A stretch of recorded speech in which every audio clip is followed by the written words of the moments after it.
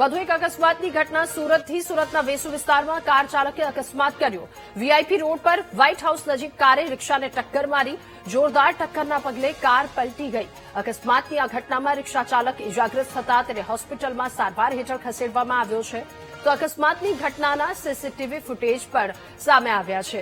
વેસુના VIP road પરની અકસ્માતની આ ઘટના, જ્યાં કાર અને રિક્ષા વચ્ચે અકસ્માત થયો, સમગ્ર ઘટના સીસીટીવીમાં કેદ થઈ છે।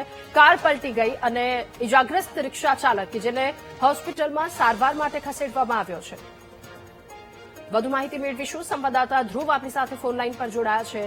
ધ્રુવ, સુરતના વેસુ વિસ્તાર વીઆઈપી રોડ પર અકસ્માતની ઘટના, શું વધુ વિગતો? બિલકુલ, સુરતના વેસુ વીઆઈપી રોડ પર જે છે તે એક અજીબ જે અકસ્માતની ઘટના સામે આવી છે, જેમાં એક કાર ચાલકે જે છે તે રિક્ષાને પાછળથી જોરદાર ટક્કર મારી હતી। એક કાર ચાલકે રિક્ષાને જોરદાર એવી ટક્કર મારી કે કાર આખી પલટી મારી ગઈ હતી અને રિક્ષા પણ પલટી મારી ગઈ હતી।